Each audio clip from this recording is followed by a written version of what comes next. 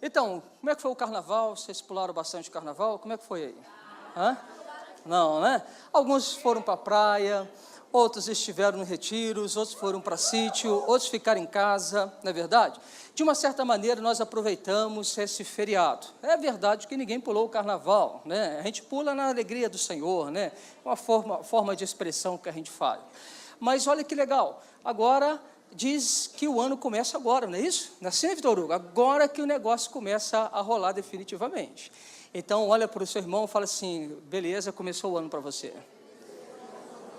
Fala assim, agora já descansou, já tirou férias, agora é hora de trabalhar. Olha para o seu irmão e fala assim, agora é hora de trabalhar. Amém?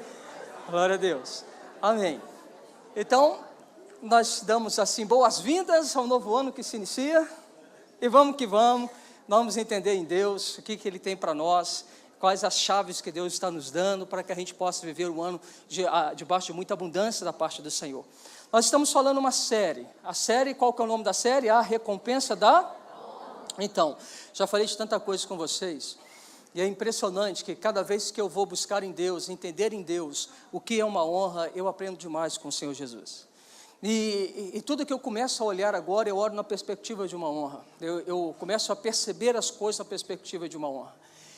O Pedro Siqueira, nós iniciamos ontem a nossa escola do sobrenatural. Ele esteve aqui com a gente, fazendo uma ministração muito poderosa. E em todos os momentos que ele ministrava a respeito sobre, por exemplo, ele falou sobre nobreza. Cara, que coisa louca. Ele disse para a gente que nós temos uma nobreza do reino dentro de nós. E a gente precisa descobrir essa nobreza dentro de nós, porque nós somos príncipes e princesas, ou melhor, a Bíblia fala que nós somos sacerdotes e reis e sacerdotes. Então ele fala uma coisa que é poderosa para destravar, e é interessante que para a gente entender como nós destravamos os segredos do coração de Deus dentro de um ser humano, dentro de um homem, de uma mulher, é exatamente quando nós temos uma atitude de honra para com Ele. Eu ministrei para vocês que a honra tem tudo a ver com o serviço, e falei com vocês uma vez que a quem servimos nós honramos. Se nós queremos ser pessoas honradas, nós precisamos aprender a servir. Eu disse a vocês que, por exemplo, a nobreza de um governo ou de um reinado está no serviço que ele é prestado. Quando nós somos bem servidos, nós honramos aqueles que nos servem, e nós o colocamos em máxima honra. Então, todas as vezes que nós somos usados por Deus para abençoar alguém, nós estamos honrando este alguém, porque nós vemos neste alguém aquilo que os olhos de Deus contemplam, um filho e uma filha.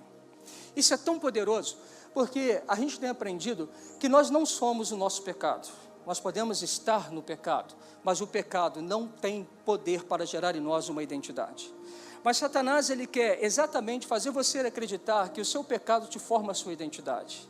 Logo, a palavra do Senhor quer chegar ao seu coração para fazer você entender que você é um filho de Deus.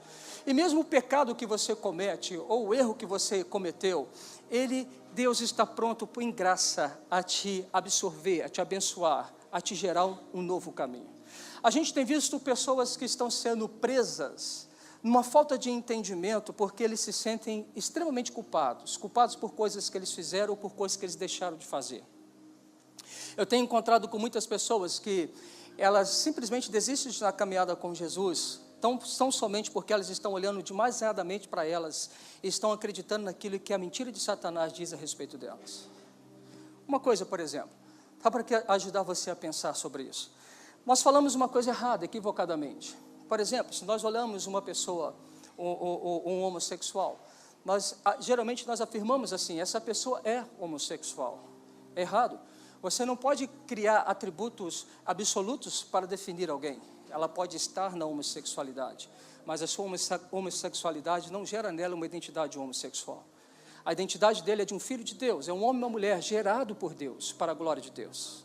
Mas ela está em um momento, e é porque você entende que ela está em um momento, eu consigo olhar aquilo que Deus vê naquela pessoa, e por simplesmente ver, eu posso tocar numa ambiência de céu, e destravar uma verdade escondida dentro do coração das pessoas.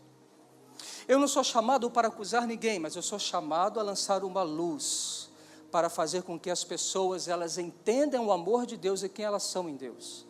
Todos aqueles que sabem quem são em Deus, todos aqueles que têm uma identidade de Deus formada nele, são pessoas curadas no seu coração, nas suas emoções, consciente do seu chamado, do futuro, ele sabe para onde eles vão. Pessoas com dificuldade na sua identidade, são pessoas que verdadeiramente eles são levados na gangorra da sua emoção. Existem pessoas que horas eles estão em cima, horas eles estão embaixo. E geralmente essa gangorra da vida faz com que a pessoa não seja firme em nada, constante em nada. Ela é impelida como as ondas do mar. Ela vai e volta. Ela começa e encerra períodos. Ela não consegue concluir nada nas suas vidas. Cara, isso tudo tem a ver com o Evangelho e da maneira como nós entendemos quem somos em Cristo. Aqui tem uma chave poderosa.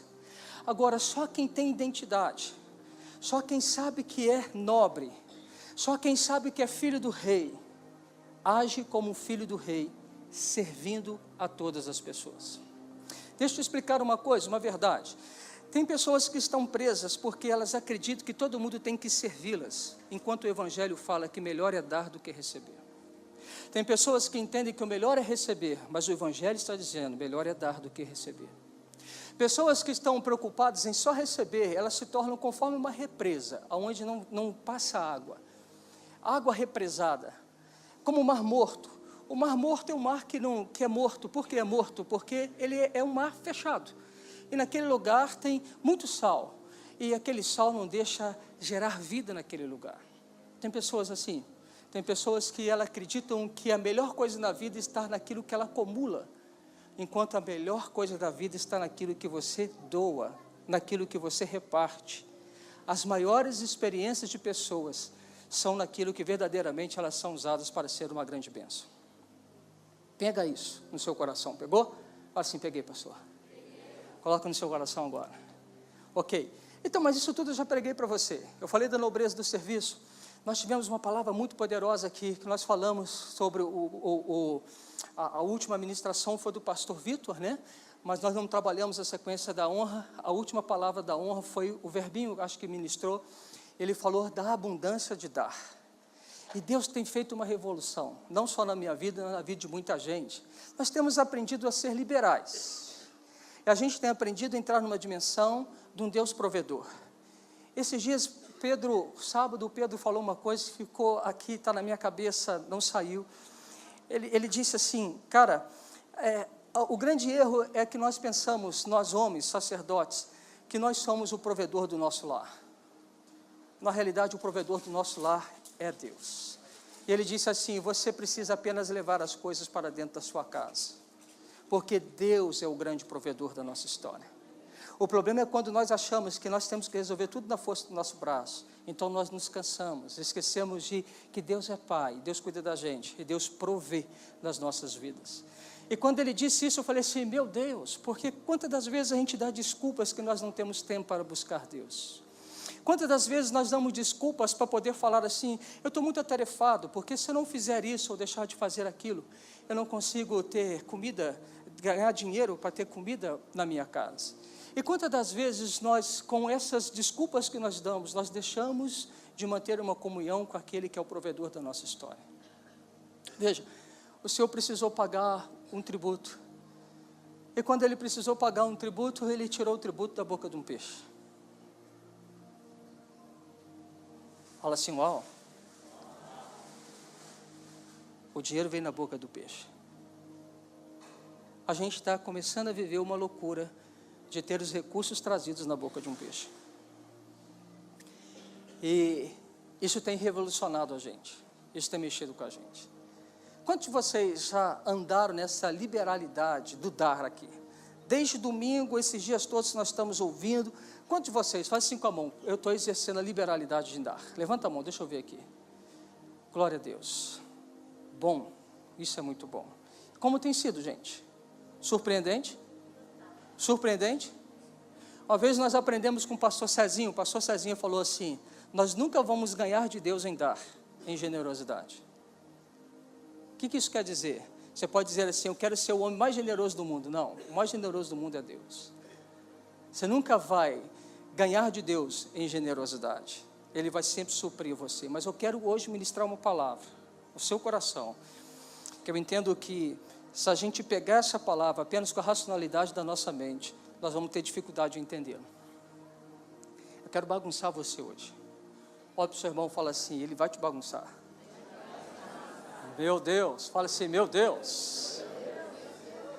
Fala assim, algumas coisas serão abaladas. Uau! Para aquilo que seja essência permaneça em você. Primeira coisa que eu quero que você entenda. Segura na cadeira aí, se aplume. Pega a caneta, anote. Um tempinho para que você pegue o seu celular. Eu estou só enrolando para poder lembrar o que eu ia falar. Mentira. Pega o seu celular aí. Amém. Preste atenção no que eu quero te dizer. Nós não fomos feitos para um raciocínio meramente intelectual. Ou melhor, nós não fomos criados para entender. Pegou? Nós não fomos criados para entender. Quantos de vocês querem entender tudo? Levanta a mão. Quantos de vocês querem explicação para tudo? Levanta a mão, por favor. Pode levantar a mão. Tá, se você não levantou a mão, você conhece alguém que é assim. Então levanta a mão, por favor. Quantos de vocês querem entender tudo? Qual a maior agonia de quem quer entender tudo? Não conseguir entender. A ansiedade brota de onde? Da insegurança. A insegurança, geralmente, ela resulta de não entender o que você está vivendo. Deus não nos criou para entender. Deus nos criou para relacionamento e para confiar e obedecer. Tanto é que Deus, lá no Jardim do Éden, Ele disse para o pessoal assim, galera, tem um monte de árvore aqui. Vocês podem comer de todos os frutos de todas as árvores. Existem duas árvores que eu quero destacar diante de vocês. Ele fala que ali havia uma árvore da vida. E havia uma outra árvore, como é que é a árvore? Do conhecimento do bem e do mal. Deus colocou no meio do jardim uma árvore chamada do conhecimento do bem e do mal. Mas Deus disse que se nós comêssemos desse fruto, o que aconteceria conosco? Nós morreríamos. Por que morreríamos? Porque antes de comer do fruto do conhecimento do bem e do mal, nós éramos totalmente pessoas relacionadas com Deus, totalmente confiando em Deus, totalmente confiando na palavra de Deus. Havia uma base de relacionamento, de confiança com Deus. Nós simplesmente acreditávamos pelo caráter de quem Deus é. E nós sabíamos que aquilo que Deus diz é verdade absoluta. E Ele não fala nada e não faz nada para nos prejudicar. Recentemente, eu precisei falar uma coisa com o Pedro. Eu precisei pedir a ele para não fazer algo. Eu não sei onde que ele está, estou por aí. E o meu filho, ele quer entender. E ele disse para mim assim, pai, por que eu não posso? Eu disse para ele assim, filho, tem coisas que eu não posso falar para você. Eu te peço que você apenas confie em mim. E ele simplesmente guardou o coração, não falou mais nada, ele confiou em mim. Porque aquele exato momento, a ação que eu tenho para com ele, não permitia eu falar a razão pela qual eu estava agindo com ele. E o que eu pedi dele? Um voto de confiança. Confie em mim. E louvado seja Deus que ele me deu uma boa resposta. Ele confiou e não me perguntou mais nada. Para ele, basta o caráter do seu pai. Mas lá no Éden, havia uma tentação. Satanás então veio para o homem e para a mulher, e ele começou a botar uma dúvida no coração daquela mulher, posteriormente no coração daquele homem. Ela disse o seguinte, se você comer da árvore do conhecimento do bem e do mal, ele sabe que você vai se tornar igual a ele, conhecedora do bem e do mal. O texto diz, a mulher viu que o fruto era desejável para comer, tomou, comeu e deu ao seu marido, e os dois saíram da presença de Deus. Então eu aprendo que todo relacionamento, para dar certo, ele se fundamenta em confiança. E todo relacionamento que vem da desconfiança não dá certo. O homem e a mulher desconfiaram de Deus, desconfiaram do caráter de Deus. Passou agora a conhecer o bem e o mal, e tomaram agora a consequência de fazer a sua própria história, independente de Deus. Sabe o que aquele homem quis? ele quis ser independente de Deus. Sabe o que aquele homem quis? Ele quis simplesmente fazer o seguinte: Deus, apenas me abençoa e o resto cuido eu. O maior erro do ser humano é querer viver tendo as bênçãos de Deus e não querer ter o Deus da bênção. O maior erro do ser humano é construir a sua vida a fim de que Deus tenha a obrigação de te abençoar em todas as coisas, enquanto você não tem nenhuma obrigação de amá-lo de todo o seu coração. Esse é o maior erro da humanidade. Criar os seus caminhos independente de Deus, pois o homem escolheu isso. E o homem sofre consequências das suas escolhas. Entendeu? Então veja, não é que a gente é seres irracionais, é porque nós confiamos. Quantos de vocês estão dispostos a me dar um cheque em branco? Quantos de vocês querem me dar um cheque em branco? Quantos? Quantos de vocês querem me dar um cheque em branco? Você quer me dar? Então me dá. Então me dá um cheque em branco. Você não tem cheque, por isso você quer me dar, porque não te custa nada. Quantos de vocês têm um talão de cheque e estão dispostos a me dar um cheque em branco? Quantos? Deixa eu ver, ninguém? Por que vocês não querem me dar um cheque em branco? Porque vocês são pessoas que não confiam. Porque vocês sempre pensam que tem alguém querendo tirar proveito de você.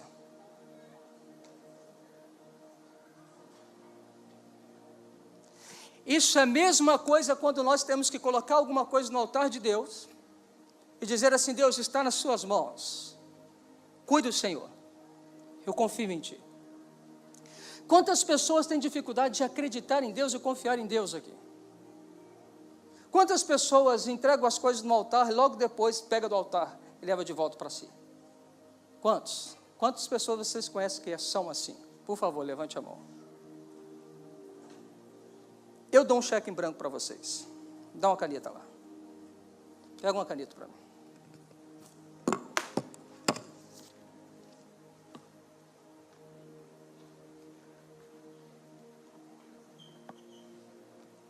Quem quer pegar?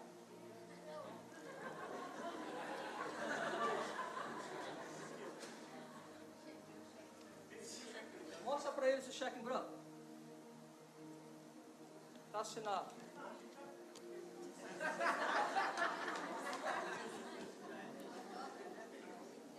Mas pastor, você não tem medo que ele vai fazer? Eu confio nele.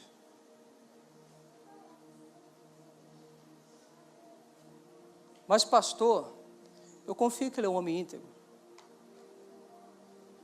Eu confio que ele não vai sacar um dinheiro no banco. Eu confio nele. Mas se ele fizer isso, eu vou continuar acreditando que ele é um homem íntegro. Porque Deus não fez dele um ladrão. Deus fez dele um homem íntegro.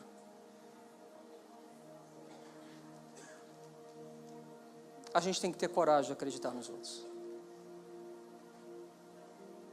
Hoje eu quero falar com você sobre honra e submissão.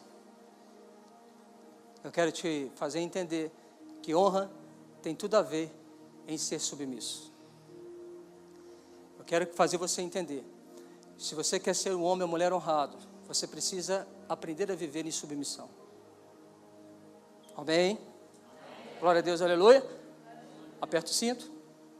Apertou o cinto. Alguns pontos para lembrar. Nossas atitudes falam mais do que as nossas palavras. Honra é uma questão de coração. Existem pessoas que vivem proclamando uma coisa e não são. Submissão e obediência nos conduz a um propósito. Eu já disse a você que honra tem a ver com propósito. Você honra quando você vive para cumprir um propósito que Deus te designou. O propósito te traz o equilíbrio na vida. E o propósito faz você crescer e amadurecer. Nós não podemos ser pessoas guiadas por nossas necessidades. Lembra disso? Nós precisamos ser pessoas guiadas pelos nossos propósitos. Quando eu caso para quê? Para suprir uma necessidade ou para viver um propósito de Deus no casamento? Todas as pessoas que estão casando para suprir uma necessidade, estão descasando. Mas quando eu caso para viver um propósito de Deus, então eu cresço e amadureço, porque o casamento se torna para mim uma escola.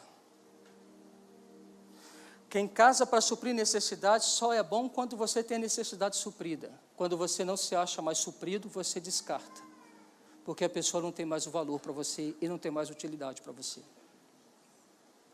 Mas quando você casa por um propósito, você vai caminhar com essa pessoa até o fim. Porque você casou para ser um homem segundo o coração de Deus no casamento, e uma mulher segundo o coração de Deus no casamento.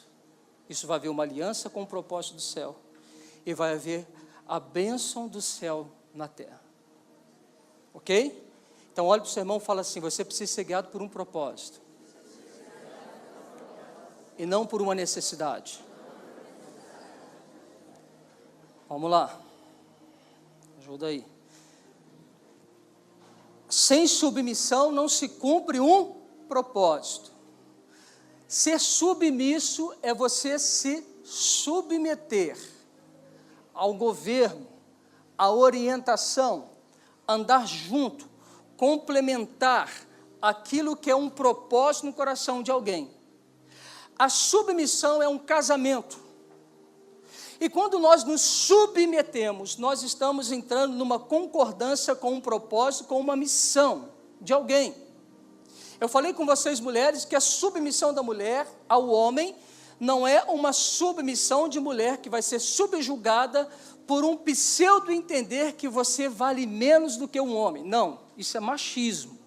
A submissão é uma concordância com a mulher, com a missão do homem, com o sacerdote dizendo assim: meu esposo, eu estou com você, eu vou para onde você vai, eu sou ossos dos seus ossos, eu sou parceira sua, eu não estou contra você, eu não estou competindo contra você, eu estou junto. Você quer ver uma da base de onde não existe uma justa cooperação? Salinha no banco, por favor. Segura essa agora. Existem pessoas que casam, mas não casam as suas economias. Existe um homem que fala assim: o dinheiro é meu e o dinheiro não é da mulher, e o seu dinheiro, mulher, é seu e não é meu. Tem mulher que não sabe quanto o homem tem no banco, porque o homem não confia na mulher. Meu irmão, um casamento onde você não entra com tudo, está fadado a dar errado, porque você desconfia. Lá em casa, sempre foi assim, é o nosso salário. Eu já vivi um tempo que a Érica ganhava muito mais do que eu, e era o nosso salário. Não havia essa questão: não, Érica, você faz o que você quiser com o seu dinheiro, e eu faço o que eu quiser com o meu dinheiro. Não, é o nosso dinheiro. Então junta 1.000 com 1.000, nós temos 2.000. Com o que nós vamos pagar? Nós vamos pagar as contas juntos.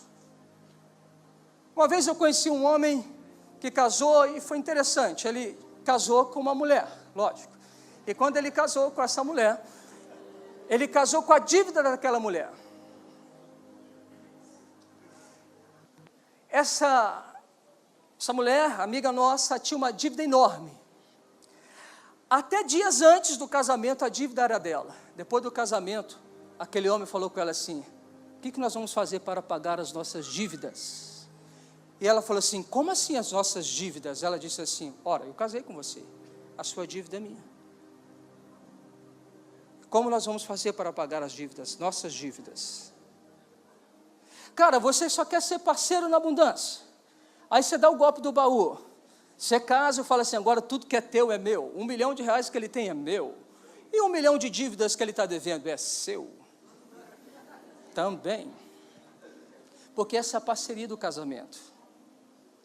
Então, preste atenção. Se você tem dificuldade de alinhar bolso, você tem dificuldade de alinhar coração. Vamos lá, vamos caminhar um pouco mais. Então, veja outra coisa. Então, sem submissão não há governo. E sem governo não há direção. E sem direção qualquer lugar serve. E qualquer lugar não serve mais. Sem governo nós ficamos desorientados, doentes. Nós não existimos. Então nós precisamos escolher a quem nós nos submetemos. Ok? Agora vem cá. O que é submissão? É você entrar com parceria. Agora vem cá. O que é contrário à submissão? Tem duas formas de você ter uma submissão. Por medo ou por amor. Olha com seu irmão e fala assim, medo ou amor? O medo. A Bíblia fala que o medo não procede de Deus. O medo é um espírito maligno. O medo te afasta das coisas de Deus. Tem gente que anda com Deus com medo de Deus. Medo de quê? Nós ouvimos isso ontem, né, do Pedro. O Pedro falou assim, tem gente que anda com Deus por medo, tipo o inferno, por exemplo. Tem gente que quando ele erra, comete algum equívoco, um desvio, ele se esconde. E ele tem medo de Deus. Por quê? Porque ele fala assim, ele vai vir aqui, ele vai acabar comigo, ele vai arrasar a mim. Então, essa pessoa, ela fica com medo, por exemplo, de uma repreensão, ela fica com medo de ser chamada a atenção, ela fica com medo de um monte de coisa. Você já viu? Tem pai, que é interessante, tem pai que fala assim, quer ver como é que meu filho me obedece? Aí ele pega e fala assim, 1, 2, 3, ou ele mostra o chinelo, ou ele mostra o cinto, e o filho paralisa, porque ele sabe assim, cara, se eu não obedecer eu vou apanhar. Talvez a obediência está condicionada ao medo de apanhar. E não é uma obediência porque eu amo você. Olha que interessante, muitas pessoas desistem da sua caminhada cristã porque elas estão errando. E porque elas erram, elas se acham indignas. E porque elas se acham indignas, elas acham então que elas merecem uma punição. Então elas olham para elas e falam assim, nós não somos dignos de perdão, eu não sou uma digna de frequentar a igreja, não, eu não posso ir nesse lugar porque eu sou um lixo de pessoa. Cara, você está acreditando demais naquilo que Satanás quer que você acredite. É impressionante, meu filho e a minha filha, vou falar da minha filha agora, Sofia. A Sofia, ela é linda, maravilhosa, nunca vi uma filha parecer tanto com o pai como a minha filha. A Sofia é um doce de menina, mas a Sofia também ela é levada. A Sofia também apronta, e às vezes apronta demais. Às vezes ela apronta tanto que eu fico bravo com ela. Eu zango a minha filha. Algumas vezes eu dei algumas palmadinhas na minha filha. Mas é interessante porque ela fica também brava, mas logo depois ela me abraça e me beija. E eu estou bravo, porque ela não me obedeceu. E ela já vem, me abraça e me beija. É interessante que mesmo eu disciplinando a minha filha, ela continua me amando.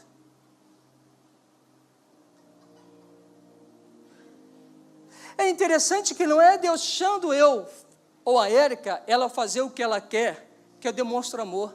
Mas é simplesmente botando o limite na minha filha que eu mais amo. E todas as vezes que eu chego para ela e a corrijo, e eu falo assim, eu faço isso porque o papai te ama. E ela me ama.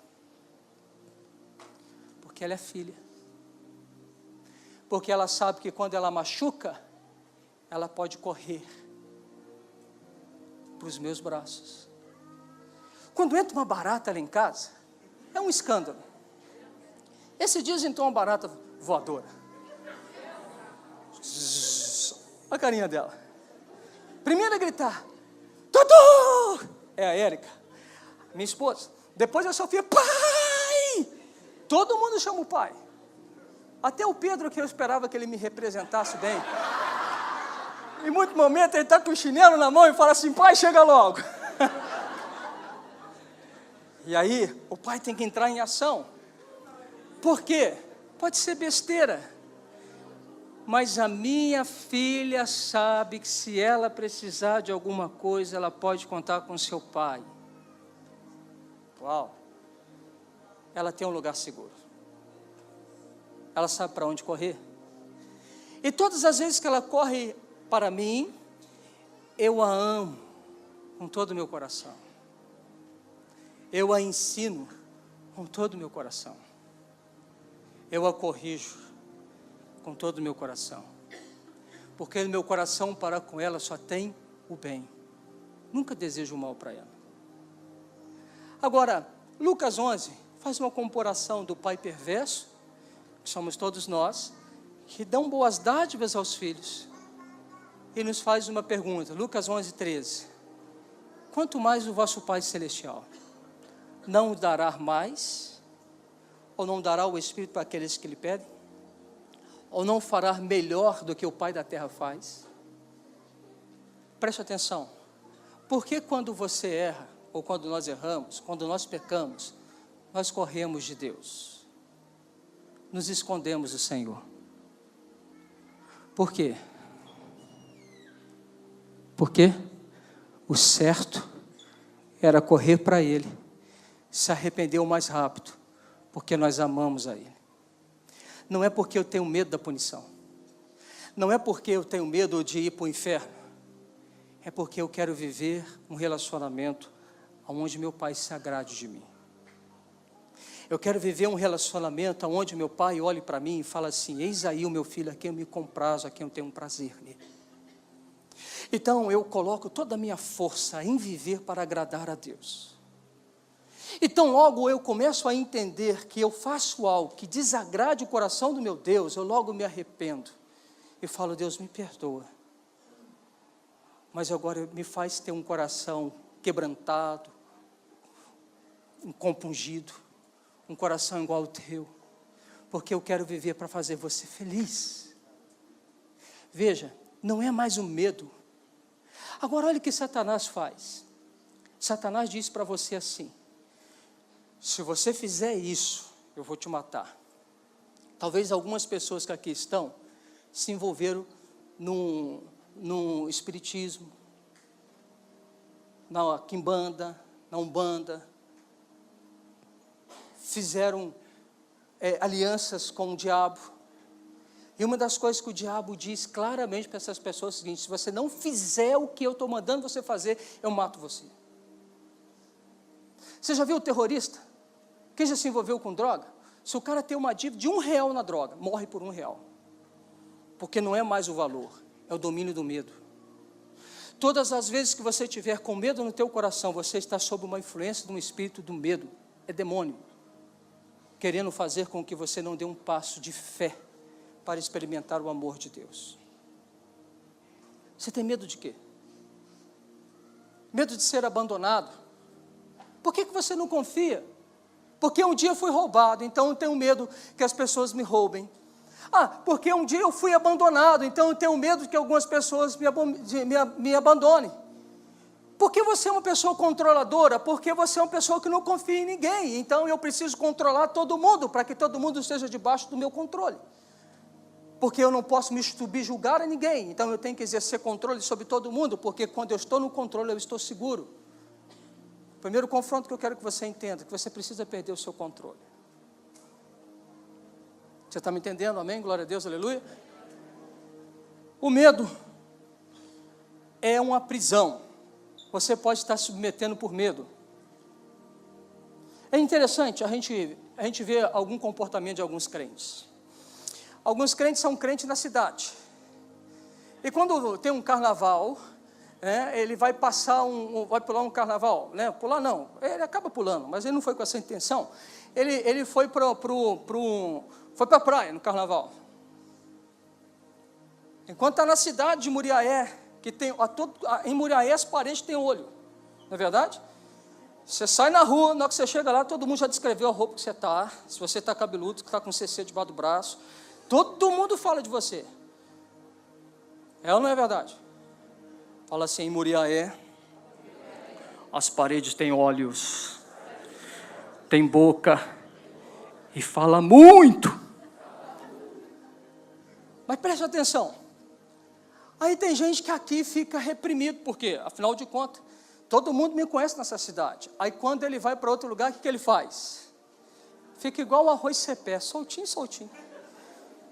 Aí ele vai para algum lugar, caiu na folia, tomou as biritas, se prostituiu, fez o que fez. Por quê? Que ele fala assim, aqui não tem ninguém me olhando. Olha para o seu irmão e fala assim, deixa de ser bobinho.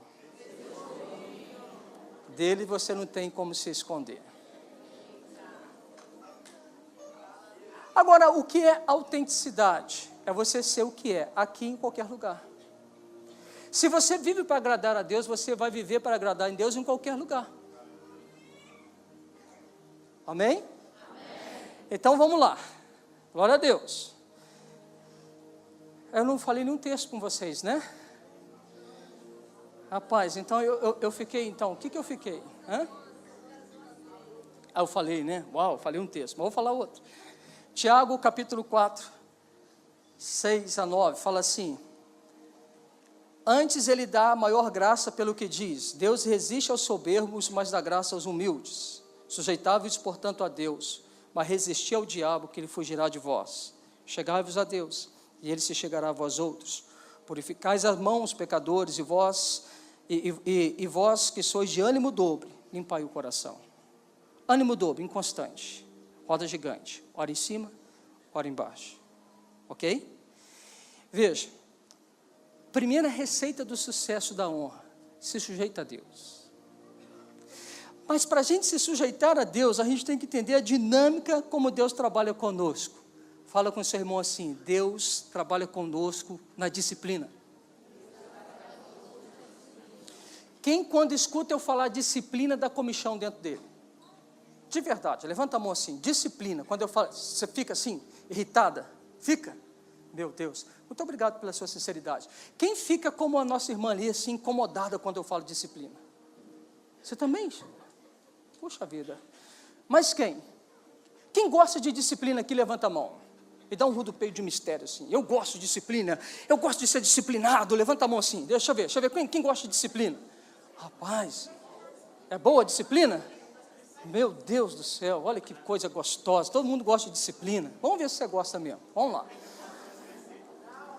Quem não gosta de disciplina, levanta a mão. Fala assim: esse negócio é do inferno, o negócio do cão, negócio de disciplinar a gente. Irmão, quem gostaria de viver sem ninguém falar na nossa cabeça? Levanta a mão. Eu quero viver uma vida que ninguém fala nada da minha cabeça, eu quero fazer o que eu quero. Levanta a mão, que quer fazer o que quer, levanta a mão. Eles vão tudo para o inferno, se vocês fizerem o que vocês querem. Não é assim. Se bem que a palavra fala, todas as coisas me são lícitas, né? Mas nem tudo me convém. Ele está dizendo, você pode fazer tudo que você quiser, mas nem tudo convém você fazer. Ei, olha para o seu irmão e fala assim: deixa de ser bobinho. Não funciona assim. Não é assim. Ok? Nada de pegar meu cheque e dar para os outros. Não funciona assim. Veja, então existe uma disciplina de Deus para forjar o meu e o seu caráter. Fala assim: caráter. Caráter, nós nascemos com ele ou formamos o nosso caráter? Nós nascemos com um temperamento, mas o caráter nós formamos. Você sabia que existe um caráter cristão?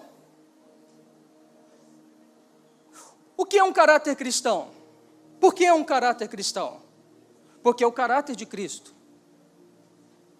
Então veja só, se Cristo é a teologia perfeita, Ele é o modelo, o nosso parâmetro, eu entendo que Ele é isso. Então significa que tudo que é perfeito está nele. Então um bom caráter está em Cristo. E todos aqueles que funcionam com um caráter desassociado de Cristo é um mau caráter.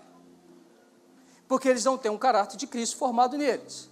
Aí você pode dizer assim: mas ele é bom, ele é fiel, ele não rouba, ele é justo com o seu patrão. Tem gente que fala assim: rapaz, ele é muito melhor do que muito crente. Mas ele tem um caráter de Cristo? Não. Ele pode ser bom por interesse próprio. Não pode? Pode. Então, o caráter no qual nós somos moldados é o caráter de Cristo. Agora, como que se assimila caráter? Pelas escolhas da vida. Olha para o seu irmão e fala assim: você é exatamente aquele que você escolheu ser. Pergunte para ele: você está satisfeito com quem você é?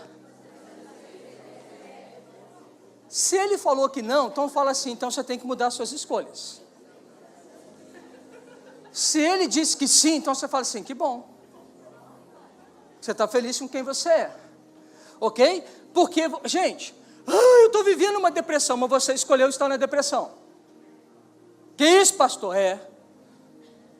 Eu estou vivendo os dias piores da minha vida, você escolheu esses dias.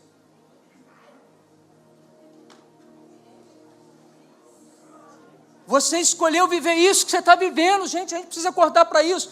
E aí a gente olha para Deus e fala assim, Deus, cadê você? Deus está dizendo assim, ei, filho, você está vivendo as suas escolhas. Aí ele pega lá em Mateus 11, 28, fala assim, está cansado? Vinde a mim, quem está cansado. Tomai sobre vós o meu jugo, que é suave e leve, e acharei descanso para a vossa alma. Aprendei de mim, que sou manso e humilde. O que ele está dizendo assim? Você já chegou à constatação que a tua vida não vale mais a pena? Uau, que legal. Eu já sei disso há muito tempo. Mas vamos fazer troca? Me entrega o seu fardo. Pega o meu. Aprenda comigo. Que sou manso e humilde de coração. Meu fardo é leve. Dá para todo mundo levar. E você achará descanso para a sua alma. O que Jesus está falando em Mateus 11, 28? Ele está dizendo que o cansaço é fruto das suas escolhas, de um caminho trilhado sem Ele. Agora veja, por mais duro que seja, essa é a grande verdade, você está vivendo o que você programou para viver. Isso tem tudo a ver com submissão e a prova. Porque, olha alguns textos. O livro de Jó diz assim, bem-aventurado, mesmo que dizer feliz, é o homem ou a mulher a quem Deus...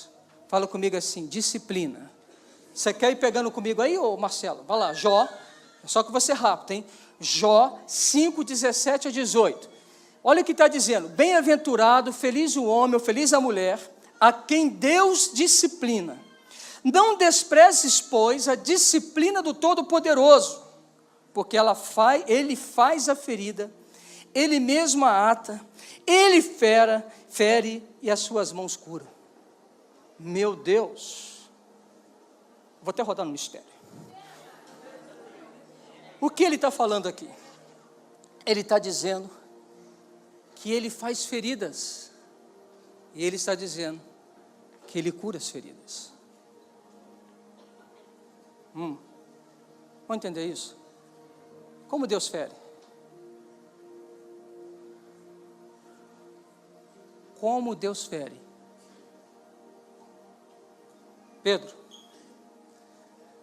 Pedro foi um homem tratado por Deus. Jesus estava tratando o coração de Pedro. E teve uma vez que muitos estavam falando a respeito de Jesus. Uns falavam que ele era o profeta, uns falavam que ele era Elias. E de repente Jesus olha para os seus discípulos e fala assim, vocês, quem dizeis que sois?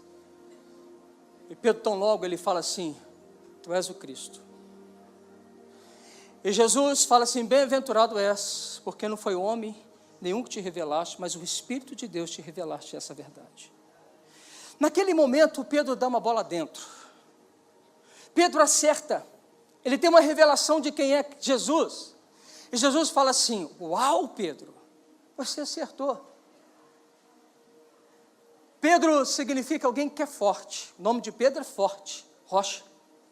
Mas o nome dele era Simão, aquele que verga, inconstante. Olha o trocadilho da mensagem de Jesus com Pedro. Quando Pedro acerta, Jesus chama ele de Pedro. Quando ele está errando, Jesus fala assim, Simão. Passa um tempo, Jesus tem que ir para Jerusalém. E Jesus está no auge do ministério, está bombando. Saiu na Rede Globo, saiu na Bandeirante, na Record. O Facebook está noticiando os milagres de Jesus. Foi noticiado para tudo quanto é canto que ele andou sobre as águas. O ceguinho começou a dar testemunho, agora estou enxergando tudo. O paralítico começou a correr, olha como é que eu corro, olha como é que eu corro. Pegou a foto lá, que ele estava todo paralítico, falou assim, olha como é que eu estou. A mulher arrumou marido. Eu estava 30 anos sem marido, encontrei Jesus, encontrei o marido. A mulher deu testemunho que arrumou marido.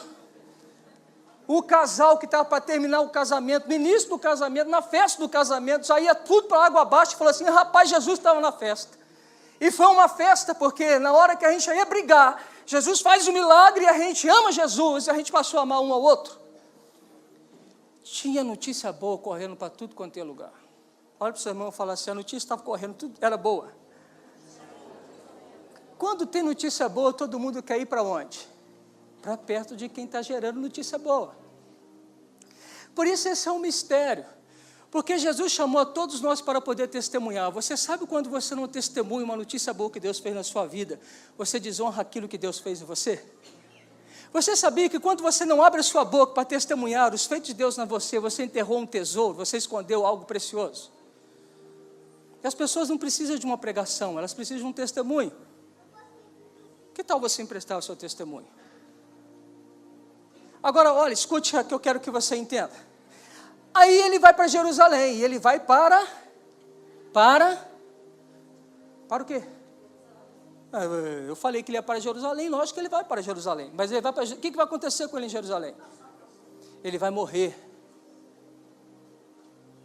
O Pedro, que recebeu aplausos de Jesus, agora ele fala assim, Jesus, deixa de ser bobinho, vai não. Você sabe o que vai acontecer lá, Jesus. Eles vão matar você. E ó, Jesus, está todo mundo vindo atrás de você. Já dá até para a gente fazer a nossa igreja. Vamos sair do movimento, vamos fazer um monumento. Lógico que não falou isso, tá? Aí ele está conversando lá, e está falando, aí Jesus olha para Pedro e fala assim, arreda de mim, cão. Na verdade é Satanás. Arreda de mim, Satanás, porque não cogitas da coisa de Deus. Cara, no mesmo tempo que Pedro, ele acerta, ele é santo, na outra ele é profano. Ele fala, Simão, Satanás, cão, sai de mim, porque não cogitas das coisas de Deus. Eu estou aqui para viver aquilo que Deus tem para mim. Mas veja Pedro. Pedro é um homem constante, não é verdade? Totalmente inconstante. Uma outra vez, ele fala assim, Jesus, eu estou pronto a morrer com o Senhor. Se o Senhor for preso, eu vou ser preso contigo. Se o Senhor morrer, eu morro contigo. Jesus olha para ele e fala assim, ô Simão, discurso é bom, mas hoje você vai me negar por 3 vezes. O galo canta e você me nega. E o Pedro está lá, curioso, andando perto de Jesus. Alguém olha para ele, é um deles. É de mim, Satanás, só não. Primeira negação. Ele está tão próximo de Jesus que eles se encontram em olhares. Só que naquele exato momento, Pedro está negando Jesus por 3 vezes. Pedro, ele é inconstante. Mas olha o trabalho de Deus com Pedro. Mesmo Pedro sendo o que ele era, Jesus via algo que Pedro não via. E Jesus havia escolhido Pedro para ser o líder dos seus discípulos, para levantar a sua igreja e para propagar o reino de Deus. Quando Jesus ressuscita, ele vai atrás de Pedro na praia. E quando ele vai atrás de Pedro na praia, Jesus pergunta por ele 3 vezes, Pedro, você me ama? Pedro fala por 3 vezes, mas Pedro está reconhecendo que ele não ama como ele disse que amava Jesus. Então o que Pedro está falando? Senhor, o Senhor sabe que eu gosto muito de você. Sabe o que Jesus disse para ele? Pedro, mesmo você tendo me negado 3 vezes, mesmo você tendo voltado a fazer o que você fazia antes, eu acredito em você. Pedro, apacenta as minhas ovelhas. E naquele momento Pedro é curado. E diz a história que Pedro morre de cabeça para baixo, crucificado. Pedro morreu por Jesus. Porque no processo das provas com Jesus, quando ele ia negar Jesus, Jesus falou com ele assim, Satanás me pediu para peneirá-lo. Aí você fala assim, e Jesus deixou? Pergunta ao seu irmão, Jesus deixou Satanás peneirar Pedro? O que você acha? Deixou ou não deixou? Deixou ou não deixou? Deixou. Deus é ruim? Jesus é ruim? Jesus está castigando Pedro? Não. O que Jesus está fazendo com Pedro?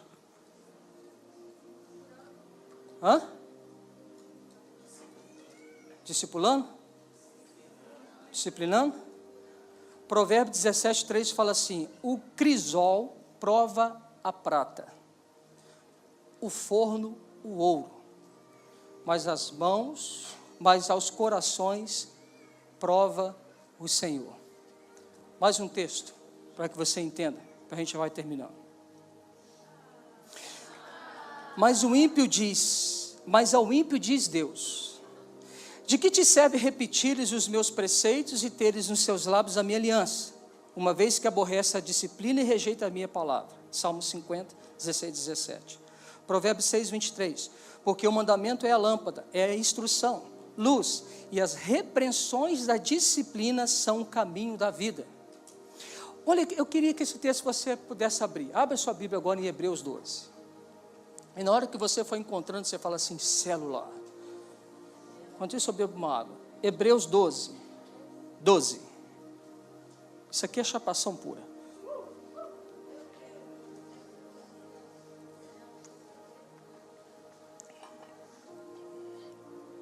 Eu oro para que o Espírito te dê um entendimento muito fino sobre essa verdade que você vai ouvir agora.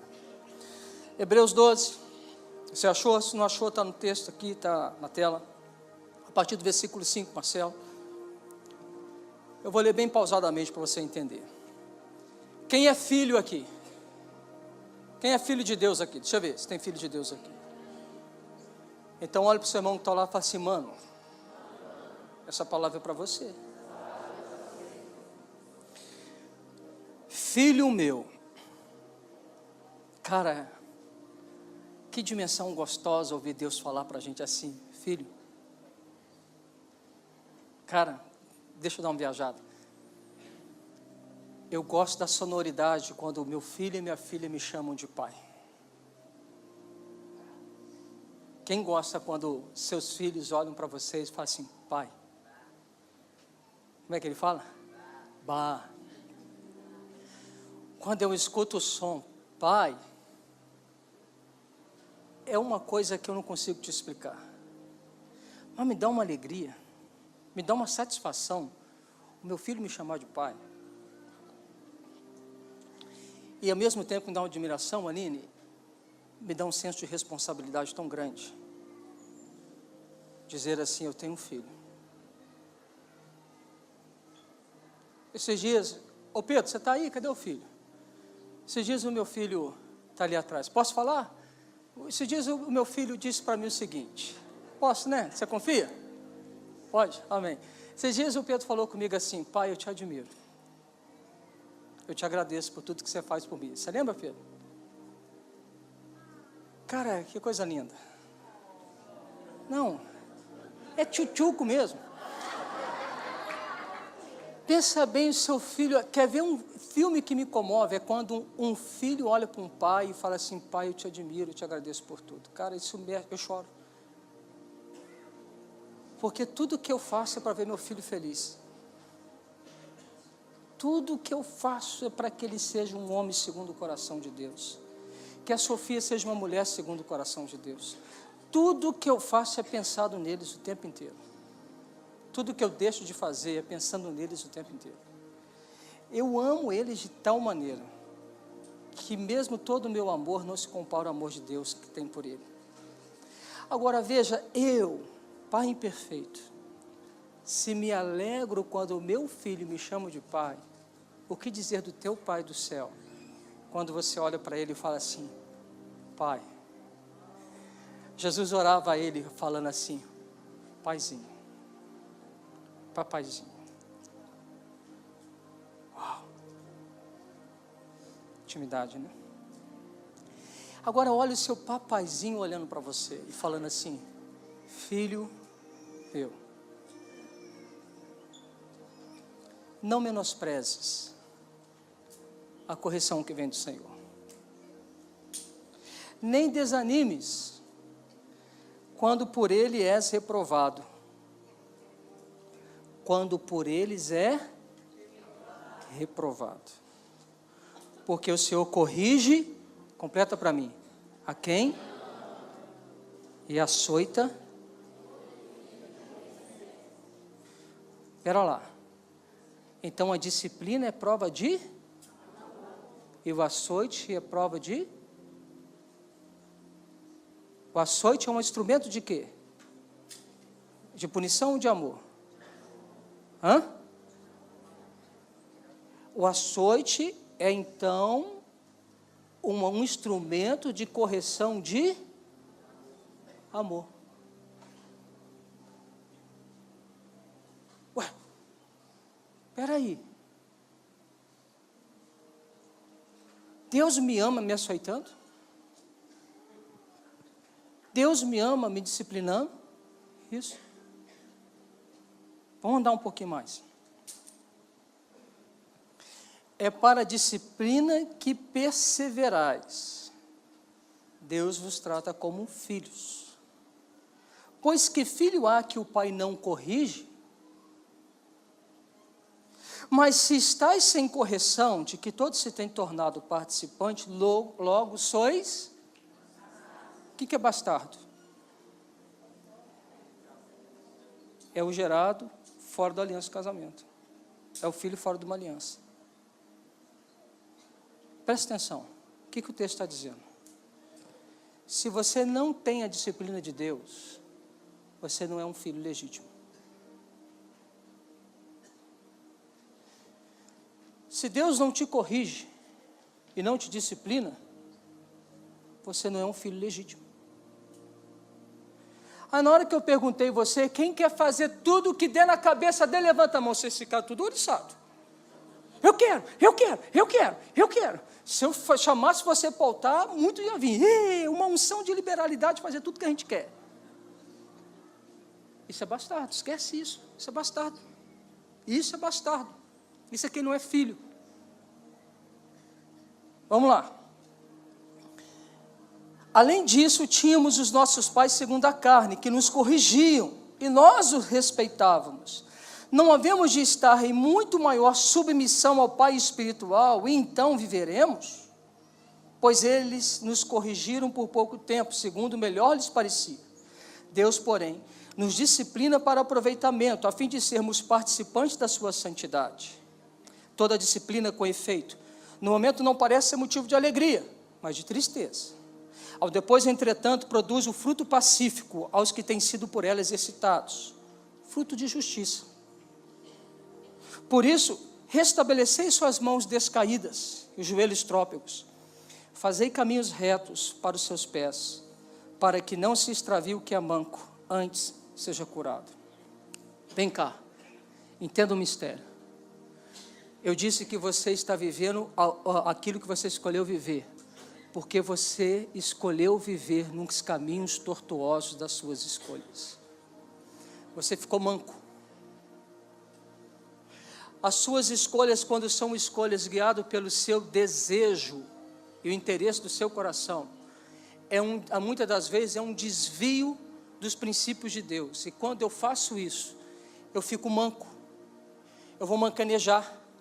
Os meus caminhos serão tortuosos, porque eu sempre quero andar pelo caminho mais fácil. E tem muitos pais que não são pais, porque não corrigem os seus filhos. Você não é um pai bom, se você permite tudo que seus filhos querem fazer. Eu tive um combinado com meu filho esse final de semana. Ele me pediu para dormir na casa do Rian. Vou falar, tá, Pedro? E quando ele falou que ia dormir na casa do Rian, eu sei que ele não vai dormir na casa do Rian. Eu sei que ele vai ficar acordado até 5 horas da manhã. Não é, Pedrão? Mais ou menos. Eu falei com ele assim, filho, você tem um compromisso às 14 horas na escola do sobrenatural. Estou confiando em você. Ele foi. Aí ele me ligou, o Pedrão. Pai, não quero fazer a escola do sobrenatural. Eu falei com ele assim, acordou agora, né, filho? Me ligou 1h30 da tarde. Eu nem almocei. Nós temos um combinado. Eu vou pegar você. Eu quero que você esteja na escola do sobrenatural. Eu confio em você. Tá bom, pai. Comeu, veio, perguntei ele, filho, e aí, foi bom? Uau, muito bom. O pai, que é pai, conduz os filhos para o lugar da vida. Quando você simplesmente deixa o seu filho à mercê das suas escolhas, você é o péssimo pai. Porque você não quer ter um compromisso de educá-lo. Você não tem a responsabilidade de um pai. Talvez você é um menino, cuidando de meninos. O pai serve para colocar o limite, em amor. Em amor. Pai significa para dizer para o filho, filho, não anda aqui. Você escolhe, filho. Todos vocês sabem que eu tenho um projeto no meu coração para que meu filho e minha filha vivam. Eles começam a namorar com 18 anos. Muitos acham isso um absurdo. Mas eu comungo de que uma criança de 13, 14, 15 anos não tem maturidade para entrar num relacionamento. Foi uma proposta para eles. Mas se ele quiser namorar, é uma escolha dele. Eu não estou prendendo ele, eu não estou obrigando a ele a namorar com 18 anos. Eu apresentei para ele uma proposta. Expliquei por quê. Agora ele faz as suas escolhas. Se ele escolher namorar antes, eu não vou gostar. Mas é uma escolha dele. Mas se ele der nos burros na água, é meu filho. Nunca vou rejeitá-lo. Nunca vou deixar de amá-lo. É meu filho. Se tem umas coisas que o pessoal falava de filho de pastor, você lembra, Érica? Que eles falavam assim, não, porque filho de pastor tem que ser exemplo. A primeira coisa que eu falei com meu filho é o seguinte, filho, não tem importância, vai jogar bola, quebrou o vidraço dos outros, todo mundo quebra o vidraço dos outros. Não é porque você é filho de pastor que você não pode quebrar o vidraço dos outros. É porque ninguém deve quebrar o vidraço dos outros. Mas não é porque você é filho de pastor que você tem que ser diferente de todo mundo. Ele é jovem, ele tem pensamentos, ele erra como todo mundo. E não queiram criar uma santidade porque ele é filho de pastor ou esposa de pastor. Chegamos na igreja, esposa de pastor tem que ser líder da sociedade de mulher. Quem te disse isso? Quem disse para você que a esposa do pastor tem que ser líder da sociedade de mulher? Quem disse? Ei, onde está escrito na Bíblia? Não, mas ela é a esposa do pastor. E daí? E daí? Primeira coisa que eu faço, protejo a minha casa. Uma vez saí, estava tendo uma programação de mulheres, estava ficando muito fora de casa. Eu cheguei ali, entrei na programação das mulheres, falei assim, ó, galera, muito belo, Deus abençoe vocês, mas eu não vou ficar. Por quê? Porque eu vou no cinema com meu filho. Cara, que absurdo o pastor não participar de uma programação da igreja. E daí? Naquele momento eu discerni que meu filho precisava que eu fosse com ele no cinema, porque eu sou pai, eu tenho obrigação de casa. Eu não sou perfeito não, muito. Mas deixa eu te falar de mim, que eu quero que você entenda algumas coisas aqui. Você tem uma responsabilidade de amar em disciplina. E você, filho, precisa amar a disciplina. Agora, vem cá. Quem está vivendo uma prova na vida aqui? Levanta a mão. Quem, assim, se você está vivendo, conhece alguém que está vivendo. Aquela prova que se repete sempre. Eu estou numa prova na minha vida amorosa, eu estou na prova na minha vida financeira. Isso dura anos e anos na sua história. Sabe por que você está na prova? Com toda sinceridade, sabe por que você está na prova? Porque você não se submete a Deus. Porque você faz o que você quer fazer. Porque você escolhe fazer o que você quer fazer. É mais ou menos assim, alguém terminou um relacionamento, domingo, segunda-feira está no outro relacionamento. Cara, esse cara nunca vai dar certo, porque ele não curou o coração da ferida do antigo relacionamento. Ele vai entrar no segundo relacionamento num caco, e geralmente ele vai encontrar um outro caco para entrar no relacionamento. Vê se não a história da vida não é assim, você está quebrado. Aí você encontra outro quebrado. Aí você olha para ele e fala assim, você me entende? Aí o outro fala assim, você também me entende? Nós falamos a mesma língua, a língua de doentes.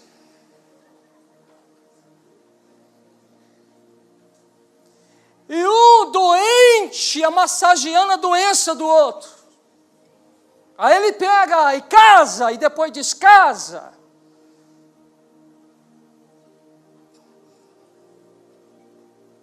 Se você está doente, você precisa de alguém que seja remédio.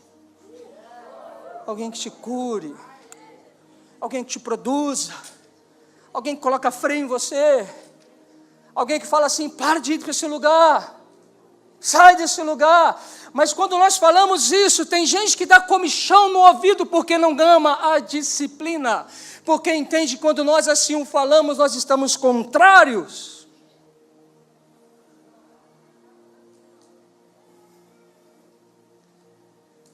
Existem feridas que Deus deixa nós nos ferirmos. Quando ele olhou para Pedro, ele fala assim, Pedro, você vai ser peneirado. Mas eu orei e intercedi por você diante do Pai. Pedro foi moído. Pedro, de uma euforia, caiu numa frustração, numa depressão, choro e agonia. Imagina o coração de um pai vendo o filho chorar. Imagina o coração de um pai vendo o filho frustrado. Imagina o pai olhando e falando assim, filho, você precisa passar por isso, para que todas as coisas abaláveis na sua vida sejam abaladas, para que permaneça a sua fé. Eu quero que você entenda uma coisa. As provas da vida, ela nos faz entender a motivação do nosso coração. Está chorando porque perdeu o dinheiro? Seu coração estava no dinheiro.